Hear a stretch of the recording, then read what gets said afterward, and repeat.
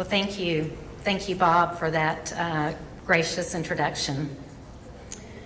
I better get a copy of the tape to keep it on a day when he's not so happy to hear from the General Counsel. I, too, have been at a loss for words. It's incredibly humbling to be recognized for doing work that you find so gratifying. So I thank you, the Association and Dina, for all your work. And I thank the Association for all you are doing to elevate the status of women. I think we all know that we wouldn't be here but for the many people who have elevated us throughout our lives.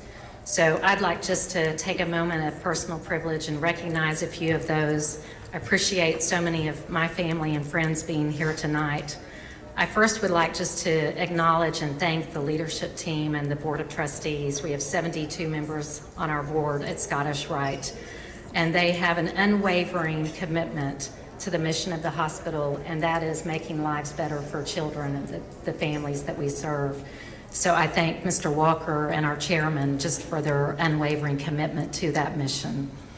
I want to thank our small but mighty legal department that are here tonight and their unwavering commitment to excellence each and every day in delivering legal services to the hospital and ensuring that we are doing things as we should, keeping the hospital secure for its future, just in this very complex and ever-changing healthcare world. I'd also just like to recognize my former friends and colleagues at Thompson & Knight. As Mr. Walker mentioned, I had the opportunity to practice there for 17 years before going to the hospital, and I'm so grateful for the opportunities that I had there. Not only did I learn so much about the law, but about professionalism, ethics, civility, and formed just some of my most treasured friendships. So I'm very thankful for that opportunity. It's a special treat for me tonight to have my mother and my sisters joining me.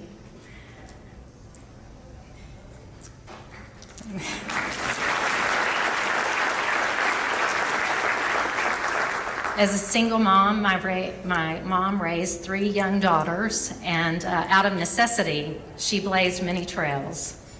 And she entered very male-dominated businesses and was very successful in doing so. But probably more importantly along the way, she taught us the importance of our faith, family, hard work, perseverance, and giving back to our community, serving others. She's also a top-notch granny. She's sitting by our youngest over there. I'm so pleased to have Sarah, our 16-year-old, here with us tonight. Our boys are here in spirit. I think one is circling with Southwest Airlines, and our others, we're thankful, is gainfully employed, and so he couldn't be here tonight. We are so proud of them. And we learned so much through them, and they have incredibly changed our lives. So thank you for being here tonight, Sarah. So most importantly, if anybody knows me, they know I'm here tonight because of my husband, John. About 30 years ago, as newlyweds, or somewhat newlyweds, I was probably complaining about working. I was in the banking industry, and all the banks were tanking, and somewhat lamenting that I had not pursued my dream of going to law school.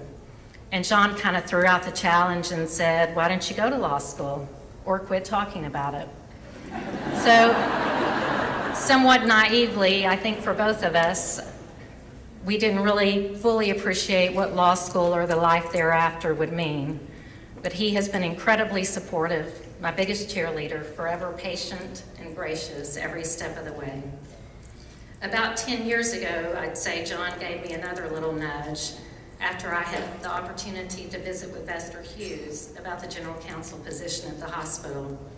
If any of you know Mr. Hughes, you know that he was an icon in tax law throughout the nation.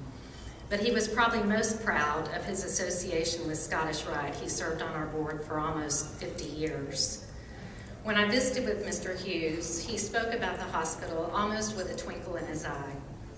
He told me about a place where children with curved spines sat up straight for the first time in their life, where children with no hands became artists and musicians and computer technologists, a place where children with no legs learned to walk, learned to run, became athletes, and went on to become successful businessmen. When Mr. Hughes talked about the hospital, he, like many others, spoke about a place where miracles took place. For me, it represented an opportunity to practice law and be a part of an incredible mission, and I'm forever thankful for that. And I really cannot thank you enough for recognizing that work tonight. By recognizing me, you really have recognized the great work that takes place at that hospital. Thank you so much.